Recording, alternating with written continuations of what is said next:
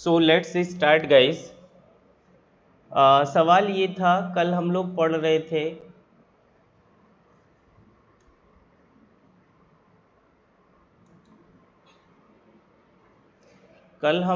रहे थे electrophilic aromatic substitution, या एम एस चौहान बुक इसी को EAS वर्ड लिख रहा है, इलेक्ट्रोफिलिक एरोमेटिक सब्स्टिट्यूशन।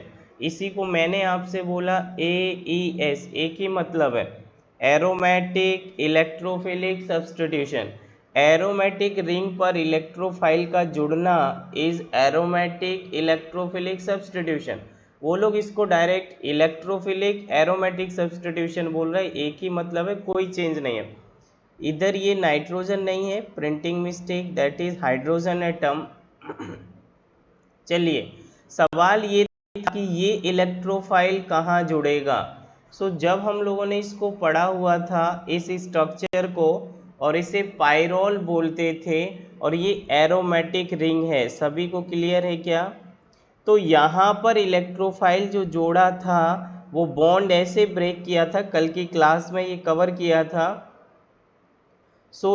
इधर इलेक्ट्रोफाइल जुड़ता था और पॉजिटिव इधर बनाते थे, और ऐसा बोलते थे कि arenium complex positive sigma pi bond, then इधर पॉजिटिव आएगा, और फिर ये मेसोमेरिक स्टेबलाइज है, या यहाँ से लेके यहाँ तक डीलोकलाइज करेगा, मतलब ज़्यादा डीलोकलाइजेशन करेगा, कैटाइन ज़्यादा स्टेबल। इसका मतलब मैं ये जानना चाह रहा कि हमने जब इसे इंडिविजुअल पाइरोल पढ़ा तो सेकेंड पोजीशन पे जोड़ा। अगर नाइट्रोजन को 1 मानते हैं तो सेकेंड पे इलेक्ट्रोफाइल सब्स्टिट्यूशन हुआ, लेकिन इंडोल वाले रिंग में ये थर्ड पोजीशन पे इलेक्ट्रोफाइल जुड़ेगा। ये इलेक्ट्रोफाइल इधर जुड़ा, इसका रीज़न है कि यहाँ पर जोड़ने से दोनों रिंग की स्टेबिलिटी बढ़ जाती है, दोनों रिंग एरोमेटिक हो जाते हैं। ये आप घर पे करके देख लें। बाकी एक सिंगल पॉइंट ही मैं बोलना चाह रहा हूँ कि आप इंडिविजुअल में अकेले में सेकंड पोजीशन जोड़ते हो, और जब ये बेंजीन के साथ फ्यूज्ड होता है, जुड़ा होता है, मर्ज्ड होता है, तो आप थर्ड पोजीशन पे इलेक्ट्रोफाइल जोड़ें। और इतनी बात याद रख लें, do not worry about it, आपको याद भी रह जाएगा। पाइरोल का जहाँ जोड़ रहे हैं उससे नेक्स्ट पे जोड़ते हैं। सभी लोग समझे हो क्या? फटाफट बोलो, जो बच्चे नए ज्वाइन कर रहे हैं उन्हें दिक्कत तो नहीं आ रही है? फास्ट बोलो सभी लोग। सभी लोग समझ गए हो ना? बस, तो मैं ये बोल रहा, ये पॉइंट आपको मेमोराइज कर लेना है, याद करना है। रीज़न मैंने सारा डिटेल पढ़ा है, मैं ऐसा नहीं कि आपको रटवा ही रहा हूँ, बट हाँ ठीक है, नीट के हिसाब से लर्निंग ही एक इम्पोर्टेंट पार्ट हो जाता है। और सेकंड जेई में भी वो आपको इतना परेशान नहीं करेंगे। आपको पाइरोल का ज़रूर अलग से पूछते हैं, इसमें अगर पूछेंगे 2 रिंग फ्यूज्ड करेंगे तो मेंस इतना लेवल नहीं उठाता है। जेई मेंस भी आपको बिल्कुल परेशान नहीं करेगा, लेकिन हाँ, आप कोई different book DPP sheet solve करो, वहाँ ये सवाल फंसेंगे। इसलिए मैं बोल रहा, आप डायरेक्टली इसके थर्ड पोजीशन पे ये इलेक्ट्रोफाइल जुड़ेगा इंडोल में। नाउ इसको पढ़ते थे क्विनोलिन। क्विनोलिन इलेक्ट्रोफाइल जुड़ना है। मैं आपसे सवाल पूछता हूँ, ये इलेक्ट्रोफाइल कहाँ जुड़ेगा, किस रिंग में जुड़ेगा? बेंजीन वाले रिंग पर जुड़ेगा या पिरिडीन वाले रिंग पर जुड़ेगा?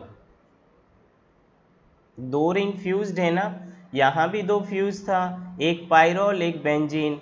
आने वाला इलेक्ट्रोफाइल, मैं एक बार फिर से इधर बोलूँ, आने वाला इलेक्ट्रोफाइल इसमें इंडोल में क्यों पाइरोल पे जोड़ा, क्यों बेंजीन पे नहीं जोड़ा?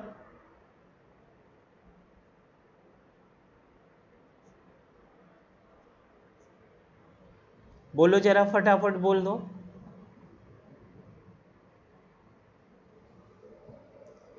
उस फ्राइज रूल नहीं, फ्राइज रूल का क्या लेना देना? तो इस बार क्यों बेंजीन पे जोड़ दिया? ये तो तुम ही फ्राई हो जाओगे, इस बार क्यों बेंजीन पे जोड़ दिया?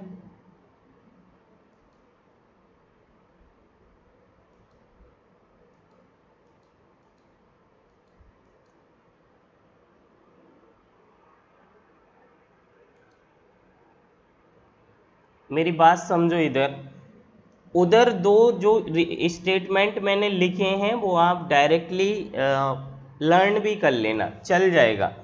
और उसको बोलने से पहले मैं आपको एक लॉजिक समझा दूं, और हेडिंग हम लोग लिखेंगे reactivity for electrophilic aromatic substitution. एक बार समझ लो कैसे करते हैं, अदरवाइज वो आप समझ नहीं पाओगे।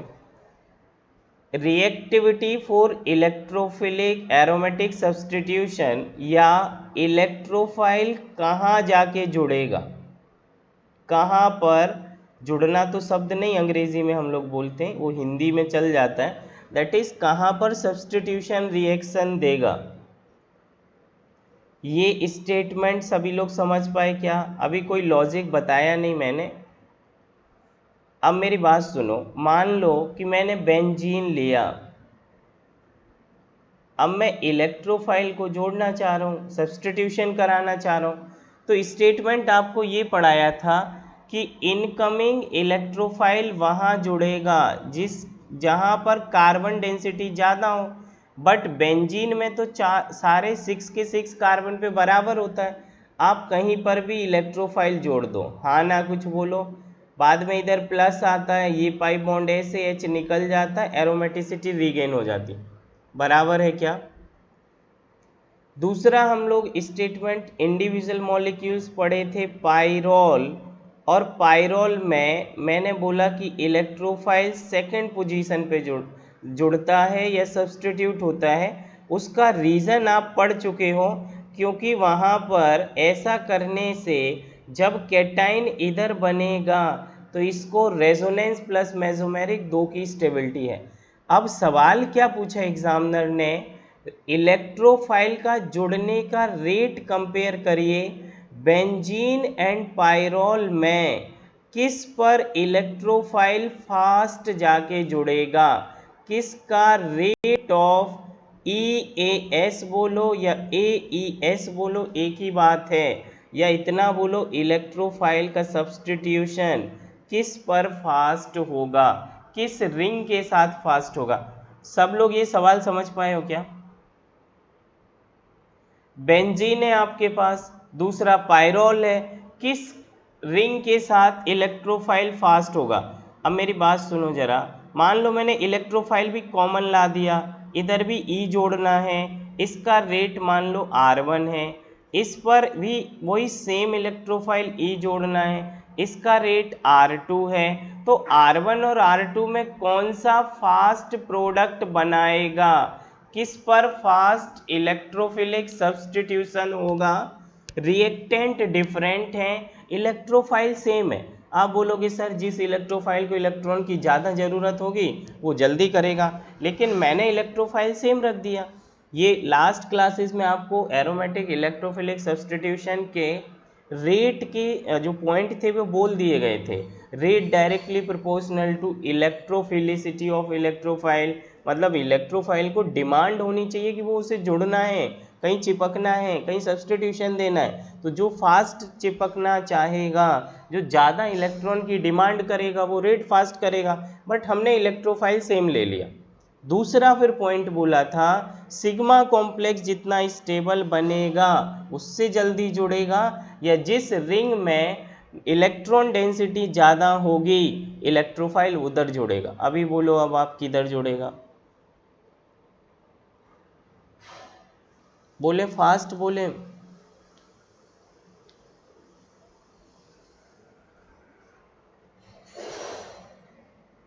आज ये क्या कर रहे हो, 13 स्टूडेंट आ गए, क्या बात है। Rishabh is correct answer. So Rishabh ऐसा क्यों,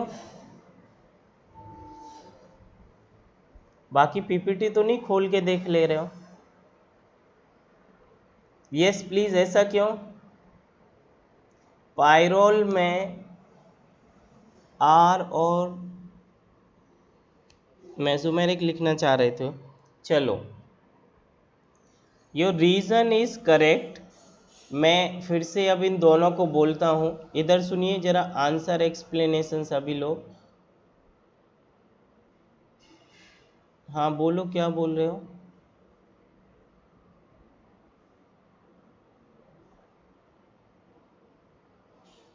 सुनिए, मेसोमेरिक, ऑल राइट। बात सुनो मेरी। कॉन्जुगेशन, चलिए चलिए।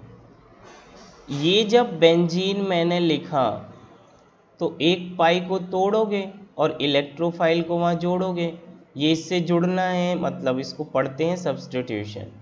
जैसे ये इलेक्ट्रोफाइल जोड़ा, इधर प्लस आ गया और ये ऐसे लास्ट में जो इधर का H था, तो इलेक्ट्रोफाइल के अलावा जो न्यूक्लियोफाइल था वो उसे ले जाएगा, बॉन्ड वापस कर देगा और ये एरोमेटिसिटी को गेन करा लेगा और इलेक्ट्रोफाइल जुड़ गया।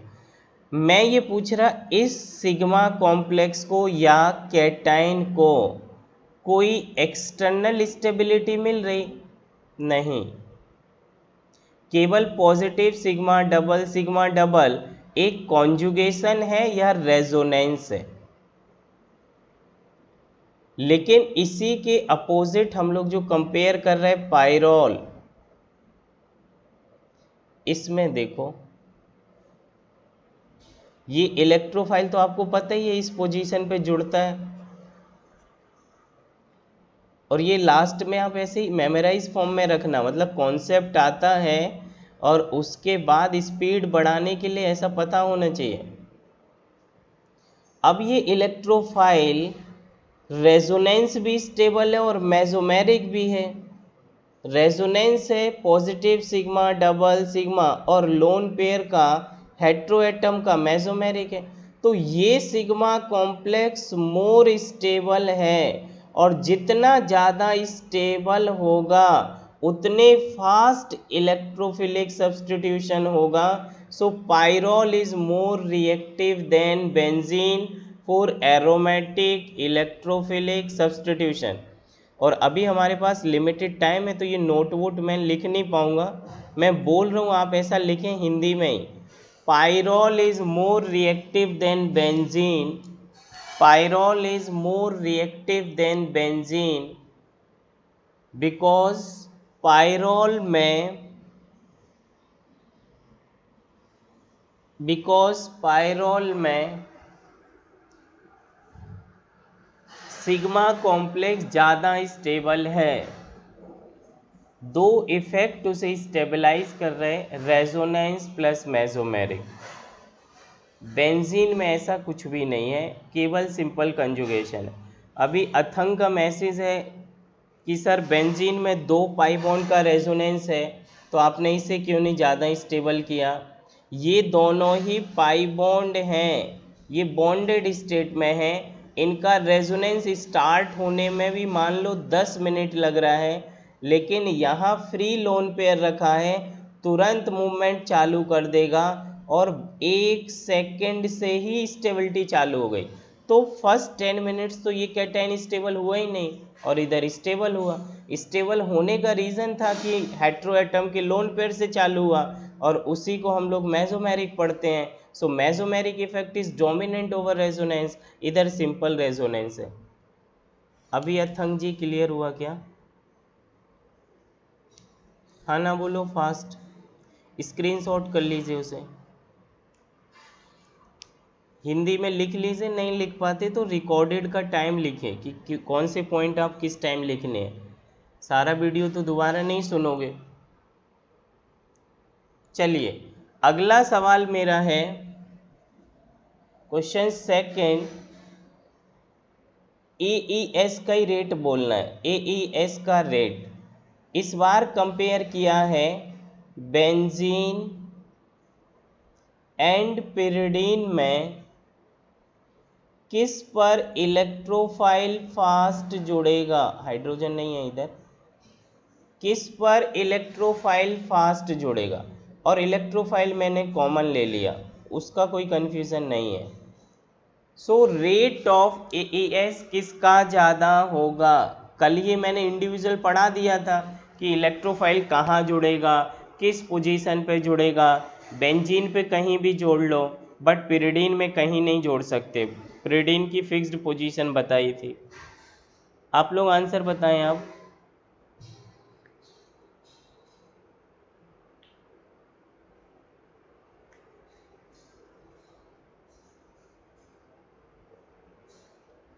बोलो, ट्राई करो बस, यू हैव 10 to 20 seconds।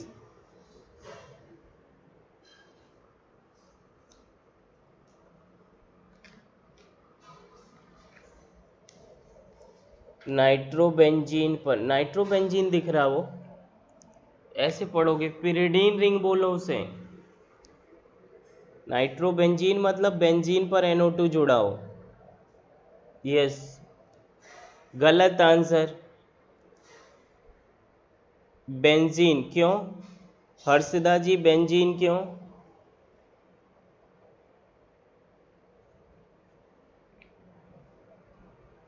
फटाफट बोलिए प्लीज, बेंजीन क्यों?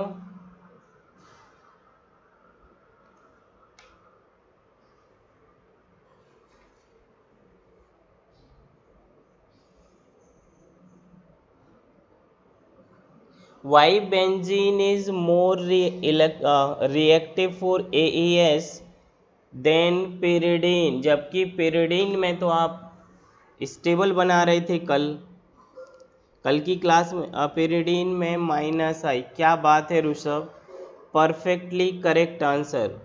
Because two resonating structure for quinoline protonated at position 8। Harshada, ये कोई मतलब नहीं निकला और मेरे को तो समझ नहीं आया क्या लिख दिया। इलेक्ट्रॉन डेंसिटी अथंग किस में ज़्यादा है, pyridine में या बेंजीन में? इलेक्ट्रॉन डेंसिटी जिसमें ज़्यादा होगा उसकी रिएक्टिविटी ज़्यादा होगी, और डेफिनेटली आपको लग रहा है कि बेंजीन में इस बार इलेक्ट्रोनेगेटिविटी ज़्यादा है। लेकिन कन्फ्यूज़न ये नहीं उठा आपको कि सर इधर लोन पेयर है, मतलब ये वाला ज़्यादा रिएक्टिव है। सभी का आंसर करेक्ट है, आंसर यही है, rate of AES of benzene is greater than pyridine।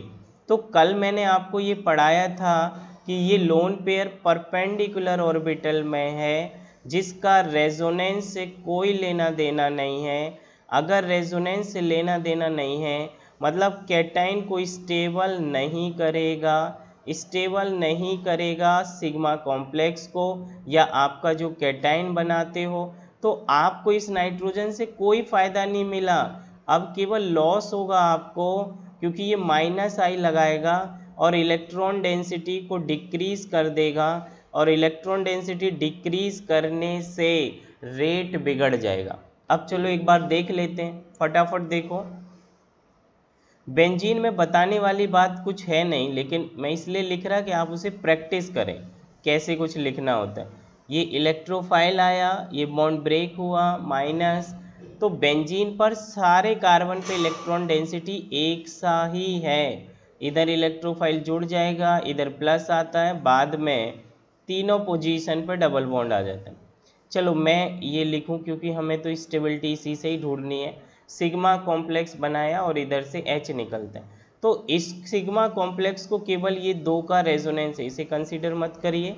इन दो पाई बॉन्ड का रेजोनेंस से स्टेबिलिटी है। लास्ट में कोई न्यूक्लियोफाइल आएगा, फर्स्ट स्टेप में H+ ले जाएगा, बॉन्ड के इलेक्ट्रॉन वापस करेगा और सब्सटीट्यूटेड प्रोडक्ट बना देगा। मुझे कोई एक्सटर्नल स्टेबिलिटी बेंजीन में कैटाइन को नहीं मिली, हाँ ना, कुछ बोलो। पायरोल में तो नाइट्रोजन का लोन पेयर ने मदद की थी, pyridine में देखते हैं क्या मदद करता है या नहीं। तो मैंने तो ये बोला था कि अगर किसी एटम पर डबल बॉन्ड है और उसी पे लोन पेयर है तो वो लोन पेयर रेजोनेंस के काम नहीं आता, मतलब ये लोन पेयर तो किसी काम का नहीं है। अब बात है कि इलेक्ट्रोफाइल कहाँ जोड़ना है, बताइए जरा, इलेक्ट्रोफाइल कहाँ जोड़ना है, नाइट्रोजन से फोर्थ एटम या थर्ड एटम? ये तो मैंने कल पढ़ा दिया था ना, इधर जुड़ेगा ना इधर जुड़ेगा। इन दोनों में बोलो, थर्ड पे जुड़ेगा या फोर्थ पे जुड़ेगा? पढ़ाया था फोर्थ पे जुड़ेगा, एक बार नोट्स देख लेना, नोट्स लिखते भी हो बाद में घर पे। ऋषभ, थर्ड पर जुड़ेगा, फोर्थ? यस, कैटाइन फोर्थ पे बनेगा, इलेक्ट्रोफाइल थर्ड पे जुड़ेगा। चलिए चलिए, you all are right. So what I say, ये ऐसे लिखा है लोन पेयर, डबल बॉन्ड इधर का एज इट इज, इलेक्ट्रोफाइल जुड़ गया, इधर पॉजिटिव और ये ऐसे। अब जरा बताओ ये कैटाइन कैसे स्टेबल है, ये bond as it is.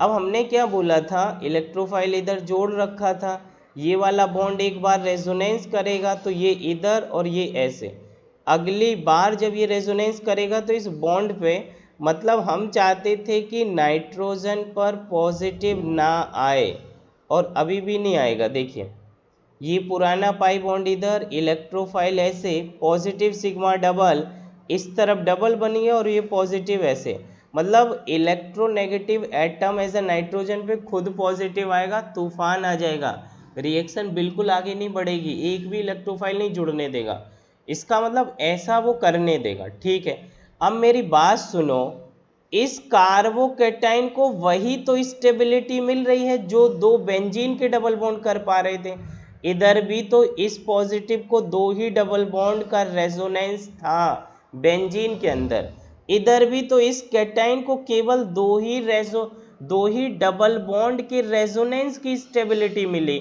Nitrogen ने कोई मदद नहीं की, नाइट्रोजन का लोन पेयर छुपा बैठा है, कोई मदद नहीं कर रहा, मदद तो नहीं कर रहा, ऊपर से लॉस करा रहा है, आपको नुकसान कराएगा। क्या नुकसान कराएगा कि पिरिडीन रिंग में सारे एटम आइडेंटिकल नहीं हैं। जैसे ये कार्बोकेटाइन इधर जुड़ा, यह कार्बोकेटाइन सेकंड पोजीशन पे आया, इस नाइट्रोजन के बगल में आया, तो नाइट्रोजन एज अ कार्बन से ज़्यादा इलेक्ट्रोनेगेटिव होने की वजह से इलेक्ट्रॉन और खींचेगा, पॉजिटिव को और बढ़ाएगा, कैटाइन को और अनस्टेबल करेगा, मतलब फिर पिरिडीन का रेट घट जाएगा, डिक्रीज कर जाएगा। कितने लोग ये वर्ड समझ पाए? Everybody got it? Why pyridine is less reactive than benzene? Everyone got it? Okay, all right, very correct. तो जो ये शब्द बोले हैं इनके हिंदी स्टेटमेंट आप वीडियो को सुन के नोट्स में लिखोगे। डोंट ट्राई टू जस्ट, ऐसा मत सोचना कि ये जो वीडियो अवेलेबल है तो आप कभी भी पढ़ लोगे और आ जाएगा, आता नहीं है फिर, और नवंबर के बाद टाइम नहीं मिलेगा कि आप इस वीडियो को 1 घंटे देख भी पाएँ। सो prepared your crystal clear notes, what the statement I said in Hindi अंग्रेजी, you should keep the line in your notes properly, और वही रिवाइज कर पाओगे। So prepare notes honestly, otherwise चीज़ें आपके साथ फेवरेबल नहीं रहेंगी। Everyone got it what I said?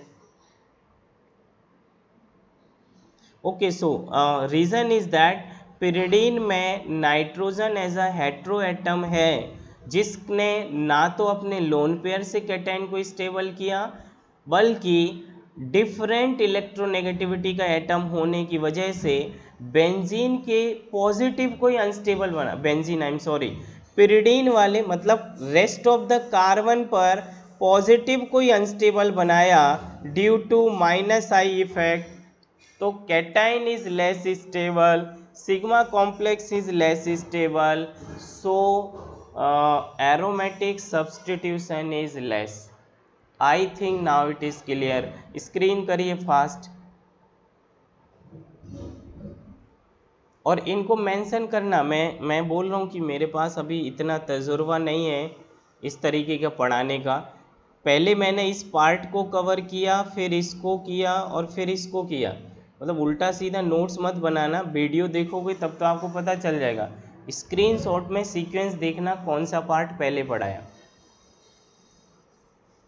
Everyone got it? चलिए मूव अहेड।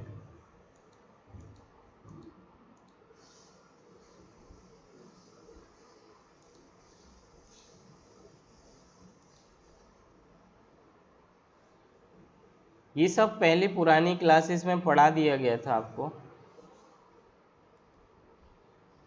ये आज मैं बताना चाह रहा था, और ये अब रीज़न आपको क्लियर हुआ कि पिरिडीन इज लेस रिएक्टिव, क्योंकि इसका नाइट्रोजन की इलेक्ट्रोनेगेटिविटी माइनस आई की वजह से इस रिंग पर कैटायन अनस्टेबल करता है, इसलिए इलेक्ट्रोफाइल को बेंजीन में जाना पड़ा, क्योंकि benzene is more reactive then pyridine. So incoming electrophile goes to the benzene ring instead of pyridine ring in a fused ring. Individual में तो फिर pyridine पे ही कहीं ना कहीं जुड़ना था, तो थर्ड पर जुड़ता था, फोर्थ पे कैटायन आता था, जिससे नाइट्रोजन पे पॉजिटिव नहीं आएगा। ये सारे पॉइंट बहुत क्लियरली प्रीवियस क्लासेस में पढ़ाए गए।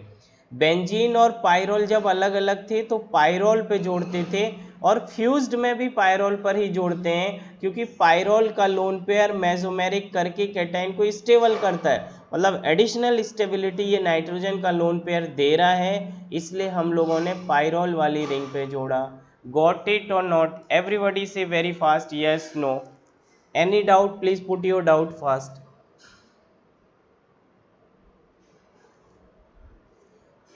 सो now will start the next topic. ये टॉपिक कौन सा आ गया? Halogenation of benzene. लेकिन इससे पहले और भी चीज़ें पढ़ानी, ये डायरेक्ट नहीं अभी आपको समझ आने वाला, जस्ट रिवाइज करिए जरा एक बार फटाफट।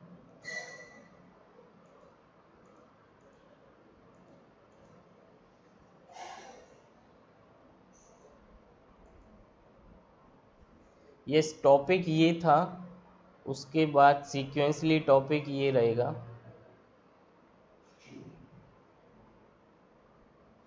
Which one is this slide? 15th।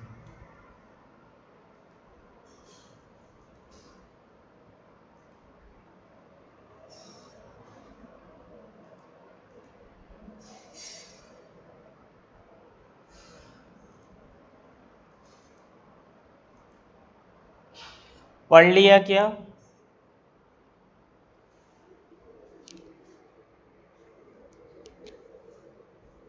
Okay, कोई डाउट है?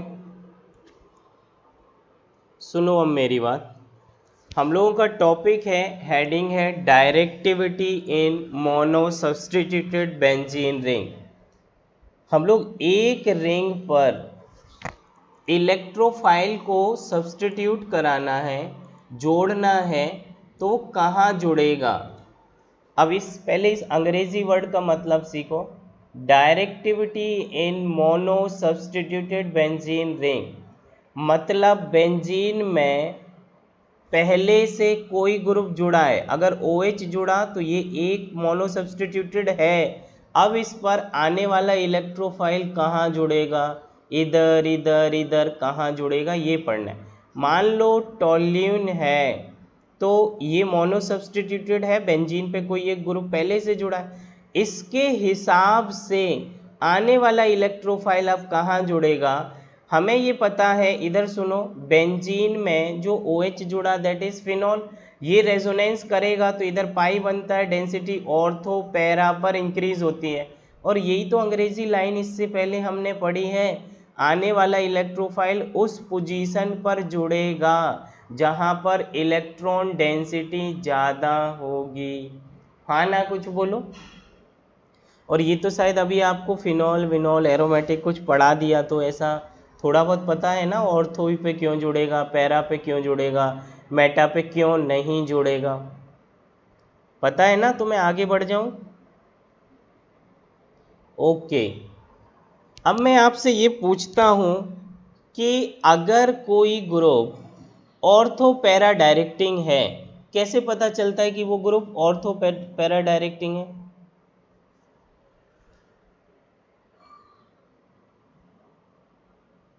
ये जो स्टेटमेंट लिखा रेट ऑफ AAS, इसको मैं दोबारा लिख रहा हूँ नोट करके, और ये ऐसा रूल है, आपको याद रखना। रूल है मतलब कॉन्सेप्ट है, वो अलग लिख दिया है, मतलब प्रॉपर उन्होंने टाइप नहीं किया है।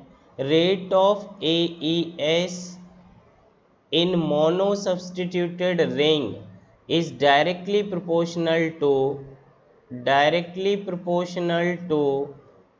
nucleophilicity of the mono-substituted benzene ring. इसका मतलब ये है, न्यूक्लियोफिलिसिटी का मतलब इलेक्ट्रॉन डेंसिटी। जिस कार्बन पर इलेक्ट्रॉन डेंसिटी ज़्यादा होगी वहीं पे जाके ये सब्स्टिट्यूट करेगा, वहीं पे जाके ये जुड़ेगा। आर यू गेटिंग मी और नॉट? मैं बताऊंगा आपको एक एक चीज़, इसलिए मैंने ब्लैंक शीट ली है क्योंकि तुम्हारे खोपड़े में जल्दी नहीं कुछ जाता है।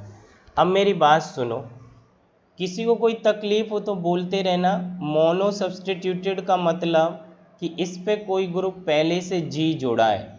जी इज़ अ ग्रुप जो कि या तो माइनस पार्ट हो सकता है, माइनस आई, माइनस एच, माइनस एम। दूसरा प्लस आई हो सकता है, प्लस एच हो सकता है, प्लस एम हो सकता है। एक बात समझ गए हो ना क्या? मैं एक एक एग्जाम्पल अभी कंसिडर कर लेता हूँ। अगर ऐसे ग्रुप जुड़े हैं तो रेट ऑफ AES डिक्रीज हो जाएगा, इवन कई जगह तो होता ही नहीं है। जैसे एक एग्जांपल सुन लो, मान लो आपने बेंजीन पर NO2 ग्रुप जोड़ा, NO2 तो माइनस एम है, तो ये तो भैया इसके इलेक्ट्रॉन को बाहर खींच के ले गया। कुछ बच्चे ऐसे हैं जो ये समझ नहीं पाएंगे, मैं इसको फिर से ओपन करके लिख रहा हूँ। ये ऐसे लिखा, ये ऐसे लिखा, डबल सिंगल डबल। ऑक्सीजन ज़्यादा इलेक्ट्रोनेगेटिव है, बॉन्ड ऊपर ऑक्सीजन की साइड टूटा तो नाइट्रोजन पे प्लस।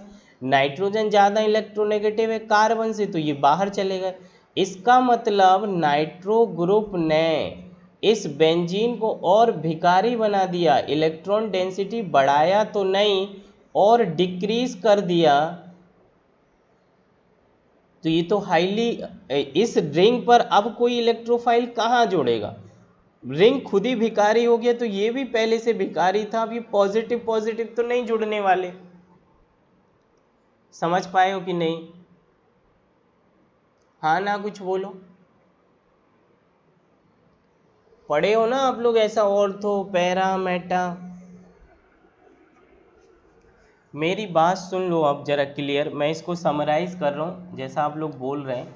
अगर बेंजीन पर या नाइट्रो बेंजीन कहीं दिया है तो उस पर तो कभी इलेक्ट्रोफिलिक सब्स्टिट्यूशन होता ही नहीं है, क्योंकि NO2 इतना स्ट्रॉन्ग माइनस एम होता है NO2 कि रिंग को पूरा भिखारी बना देता है।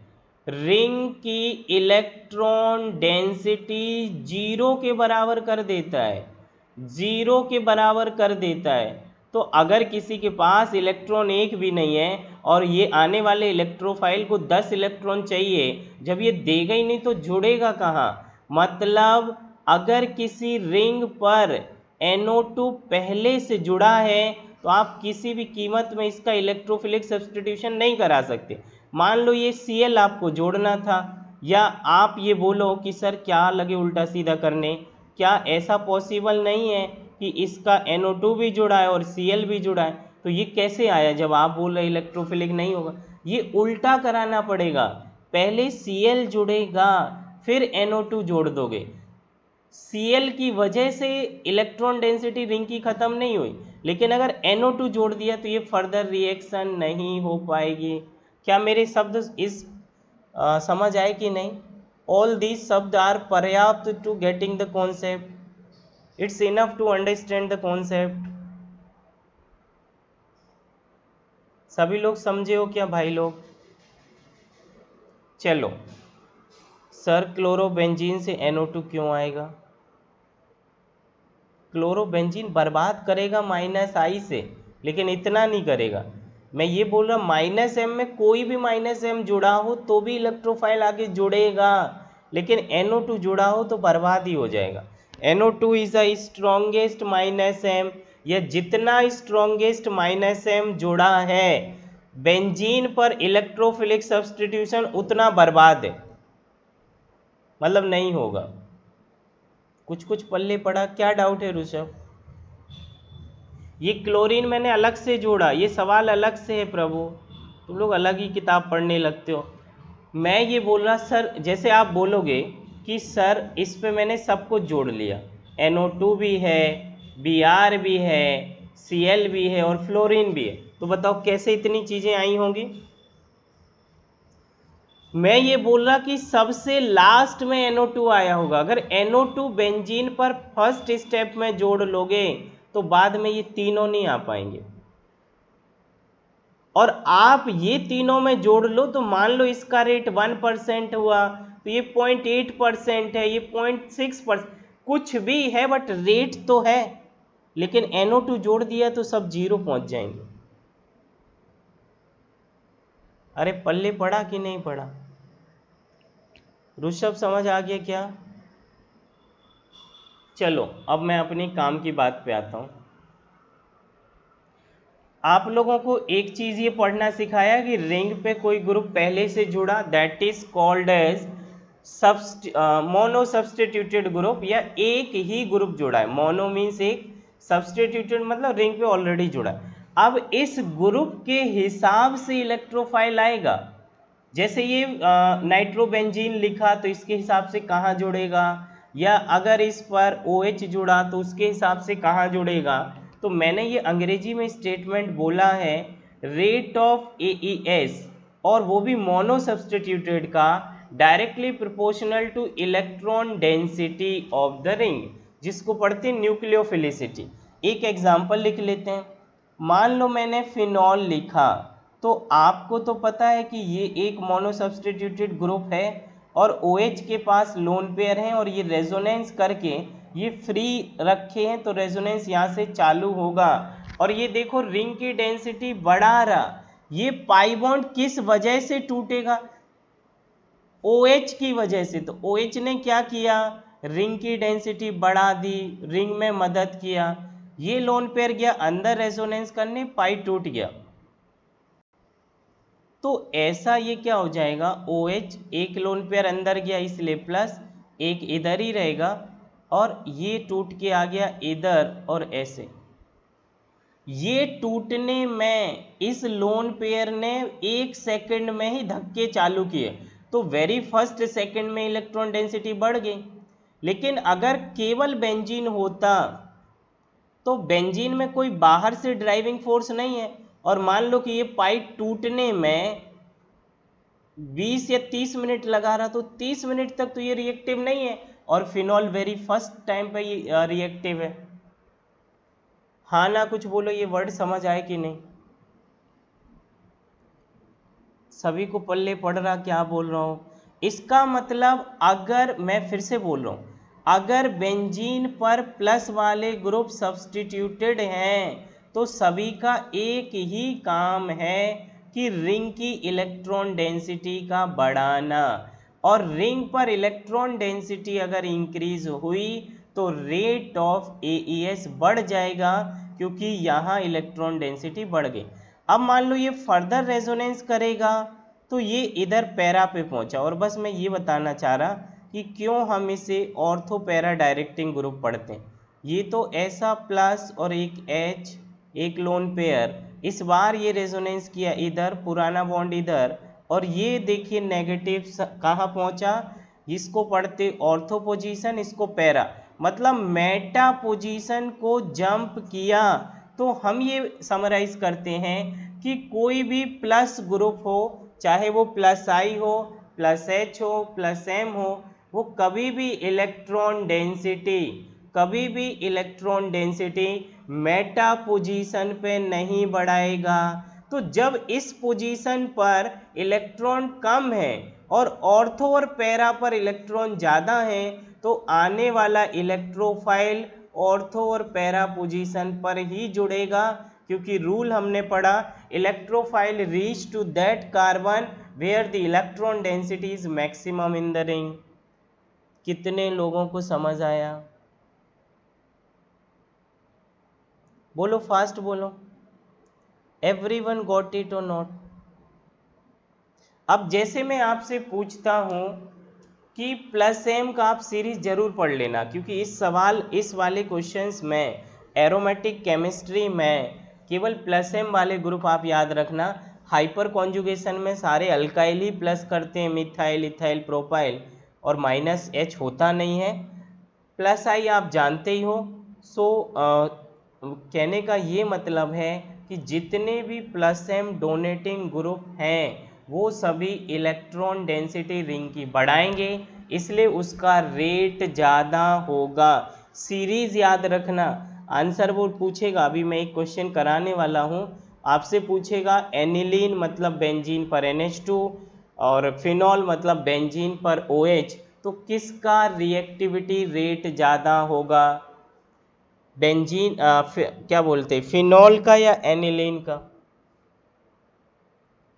कुछ बोलो भैया लोग। स्क्रीनशॉट किया क्या? दोबारा करो इसको। सभी ने स्क्रीनशॉट कर लिया क्या? Aniline is perfectly correct answer Rishabh. All right.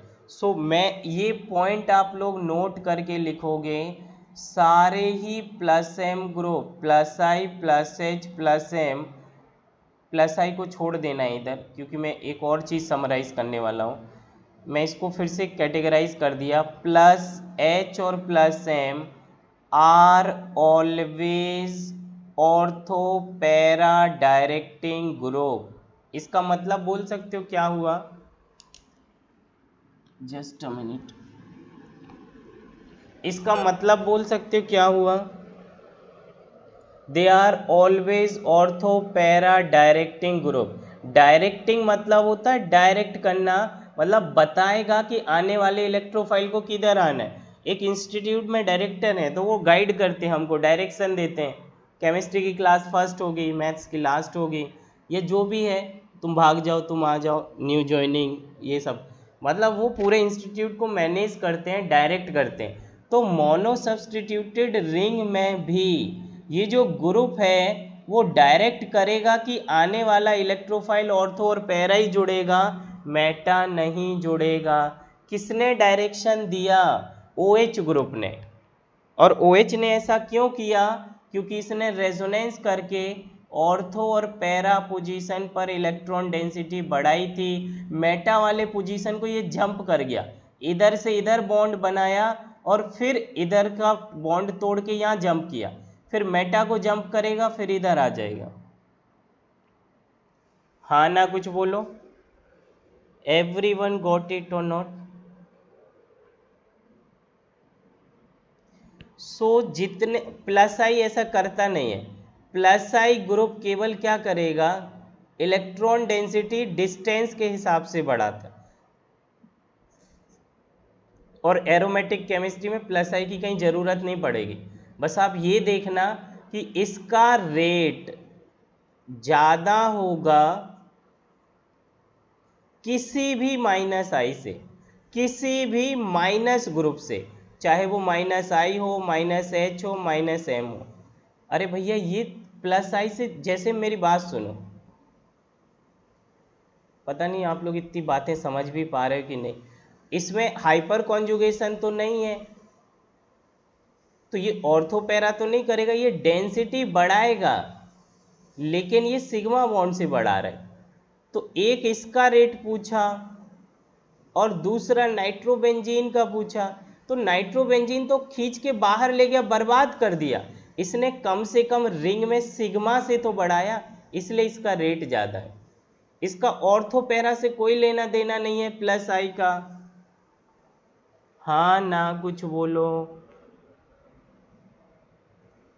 Ring में जितना ज़्यादा इलेक्ट्रॉन डेंसिटी रहेगा, इलेक्ट्रोफाइल उतने फास्ट जुड़ेगा, तो कम से कम इसने रिंग में कुछ ना कुछ इलेक्ट्रॉन दिए ना, और इसने तो बाहर खींच ले तो बर्बाद किया, इसलिए इसका रेट ज़्यादा हो गया। अब मैं एक क्वेश्चन पूछता हूँ, शायद मेरे पास ये प्रिंटिंग फॉर्म में है, तो मैं वहीं से पूछता हूँ। अब किधर है ये देख लेता हूँ।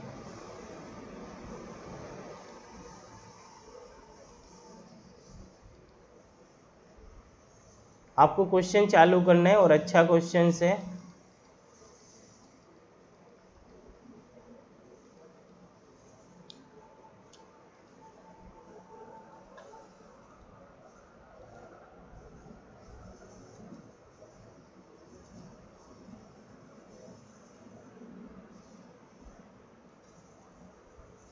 अदरवाइज मुझे लिखना पड़ेगा सारा। ये रहा,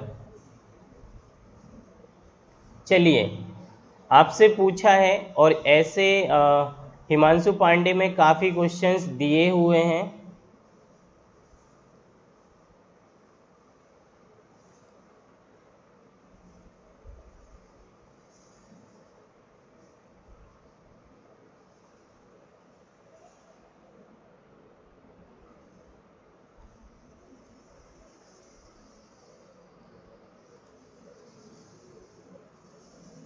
जी स्टार्ट करिए सॉल्व करना।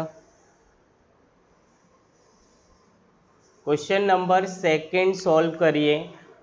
Arrange the following in the order of toward rate of AES।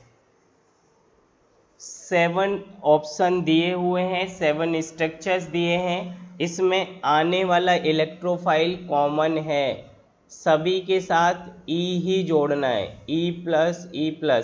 Electrophile common है तो कहाँ पर जाके इलेक्ट्रोफाइल जोड़ेगा, कहाँ पर जाके मतलब किस रिंग में इलेक्ट्रोफाइल फास्ट जुड़ेगा, और जिसमें फास्ट जुड़ेगा उसका रेट जल्दी आ जाएगा। आंसर भी कर दिया आप लोगों ने 762, मैं चेक करूं 762 3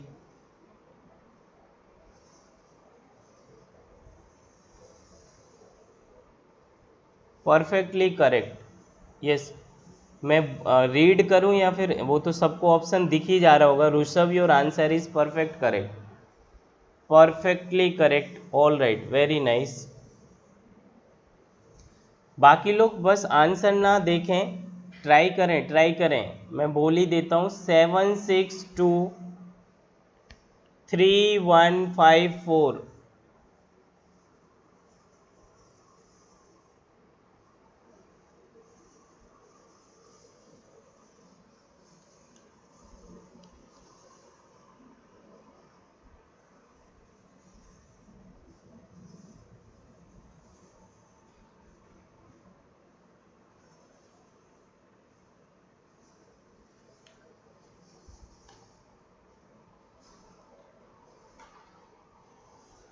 आया क्या समझ में सभी को? इसके बाद ज़रा एक दो PPT इसमें मिसिंग है, टाइपिंग वालों का काम है। मैं बोल रहा हूँ आप उन्हें नोट करें और वो सीरीज़ बनाना ज़रूरी है, तभी आप ये सवाल कर पाओगे। बाकी कल की क्लास में कंटिन्यू करेंगे, अभी आप सुन लीजिए। The group which increase the rate of AES are called as group activating या एक्टिवेटिंग ग्रुप। ऐसे ग्रुप जो इलेक्ट्रॉन डेंसिटी रिंग की बढ़ा रहे हैं, और वो कब बढ़ाएंगे, जब रेजोनेंस करके अपने इलेक्ट्रॉन अंदर भेजेंगे। ये भी लोन पेयर रेजोनेंस करके रिंग में भेजेगा, तो यहाँ पर डेंसिटी बढ़ रहा है। ये तो -m में बर्बाद करेगा, तगड़ा -m में सबसे ज़्यादा बर्बाद करेगा। हाइपर कॉन्जुगेशन देखो जरा, double single double, double bond के नेक्स्ट अल्फा कार्बन 2 हाइड्रोजन 2 बार हाइपर कॉन्जुगेशन तोड़ के बढ़ाएगा, 3 हाइपर कॉन्जुगेशन इसलिए और ज़्यादा बढ़ाएगा। सो रेट सबसे अच्छा aniline nitrogen less electronegative easily donate करेगा 7, देन ये भी +m है 6, देन इसके बाद हाइपर कॉन्जुगेशन मैंने बोला था रेट इज डायरेक्टली प्रोपोर्शनल, और ऑर्डर लिख लीजिए, सबसे तगड़ा +m, उसके बाद हाइपर कॉन्जुगेशन, उसके बाद इंडक्टिव, उसके बाद -i कम बेकार है, कम खींच पाएगा इसलिए रेट थोड़ा अच्छा। हाइपर कॉन्जुगेशन उससे ज़्यादा खींचेगा तो रेट थोड़ा बेकार हो गया, और सबसे तगड़ा खींचने वाला -m है तो रेट सबसे बेकार इसका आएगा -m ग्रुप का। सो आप -m +m सीरीज जो नोट्स लिखा है एक बार पढ़ लीजिएगा। 7 सबसे अच्छा, देन 6, देन ये 2 माइनस बेकार, then answer is 2, then answer is 3, then answer is 1, because benzene में कोई खींच तो नहीं रहा ना, इधर तो 2 विड्रॉइंग ग्रुप लग गए। अल्डिहाइड का -m छोटा है इसलिए कम इलेक्ट्रॉन खींचेगा। मान लो इधर खींच के थोड़ा छोटा पॉजिटिव बनाया और इसने तो बहुत बड़ा पॉजिटिव रिंग पे बनाया, इसलिए 1 के बाद आ जाएगा 5 और 5 के बाद आएगा 4। सभी लोगों को समझ आया क्या? यस नो कुछ बोलो। एक बार अब हमें ये ग्रुप को आइडेंटिफाई करना है कि जो मोनो सब्सटीट्यूटेड ग्रुप जुड़े हैं वो ग्रुप काम क्या कर रहे हैं, रेट इंक्रीज कर रहे हैं, डिक्रीज कर रहे हैं, क्या कर रहे हैं।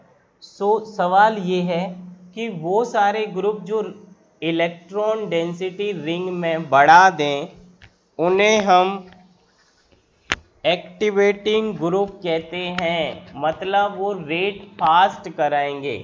और वो सारे ग्रुप जो इलेक्ट्रॉन डेंसिटी रिंग से बाहर खींच लें, मतलब -m ग्रुप, -h आपके सिलेबस में कुछ है नहीं, -m ग्रुप आप केवल याद रखिए।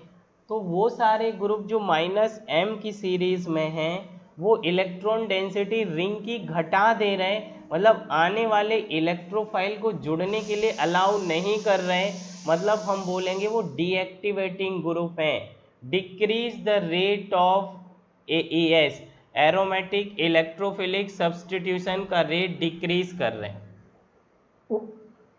आया कि नहीं आया बोलो? सभी लोगों को प्रॉपरली समझ आया? कल मैं इसकी लिस्ट बनाऊंगा और लिस्ट बाय हार्ट आप कर लेना, मैं एक्सप्लेन जरूर सारा कर दूंगा, लेकिन बड़े इजीली आप फिर कोई भी क्वेश्चन हैंडल करोगे। जैसे आपने क्या बोलते हैं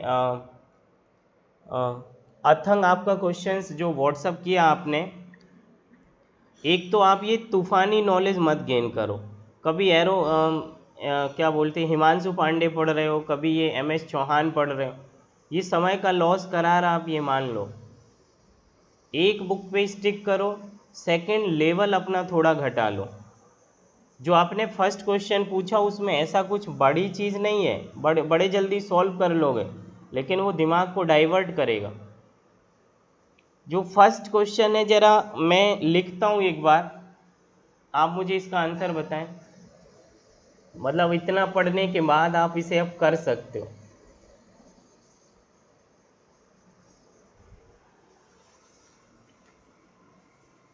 क्या बोलते हैं MS चौहान का सवाल है, पहला ही सवाल है, चैप्टर 12 एरोमेटिक कंपाउंड लेवल 1, ये लिखा CH3 और ये लिखा NHC double bond O CH3। अब उन्होंने बोला पोजीशन A है आपके पास, B है और C है, यहाँ पे इलेक्ट्रोफाइल किस जगह जुड़ेगा। तो पहला डाउट तो ये उठ गया कि सर आपने तो हमें एक सब्सटीट्यूटेड पढ़ाया, इसमें तो रिंग पे ऑलरेडी दो हैं, इसका मतलब ये अभी हमारी साइड से तो इनकम्प्लीट है। हाँ ना कुछ बोलो। इसलिए जब मैं डाई सब्सटीट्यूटेड रिंग पढ़ाऊँगा तब आप इसका आंसर करें, तब आपके लिए फ़ायदा भी है। अभी आपको क्वेश्चन ढूंढने बड़ा टाइम लग रहा है, आपके लिए टाइम बड़ा प्रीसियस है, प्लीज़ आप अपने आप को बर्बाद ना करें। सवाल इतना है सिंपल कि आप एक बुक पढ़िए, हिमांशु पांडे, इवन NCERT भी जो पढ़ लेता है ना वो JEE मेंस क्वालिफाइड कर जाता है, बस बशर्ते रीज़न इतना है कि उसको MCQ में ट्रेंड होना चाहिए। तो कोई एक बुक सॉल्व करनी है जिससे उसे क्वेश्चन समझ आए कि किस पैटर्न में सवाल आते हैं। नीट और मेंस का कोई लेवल नहीं है, कोई लेवल नहीं है, इवन मेंस का लेवल नीट से नीचे गिराते जा रहे हैं, और एडवांस का इतना टफ लेवल है कि सवाल ही समझ नहीं आता। तो जो गॉड गिफ्टेड बच्चे होते हैं जिनका दिमाग होता है वो लोग एडवांस के बारे में सोचते हैं। अभी आप सच्चाई को एक्सेप्ट करिए कि अभी आपकी चीज़ें बहुत डिस्टर्ब हैं, कंटेंट आपके पास है नहीं, चीज़ें आपकी पैरेलल नहीं हैं, तो आप एडवांस और NIT कॉलेज टारगेट करिए।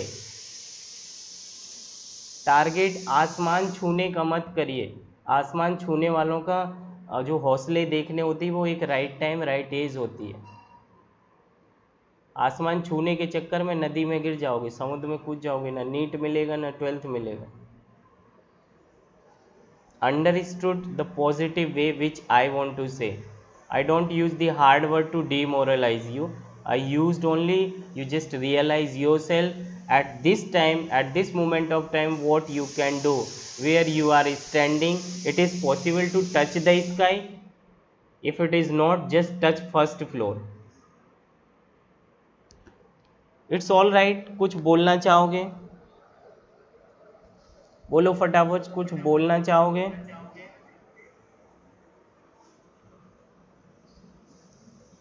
ओके, सो आप हिमांशु पांडे का लेवल 1 और लेवल 2 में थोड़ा ही बहुत करें, सारे नहीं करने, उधर भी कुछ टफ दिए होते हैं।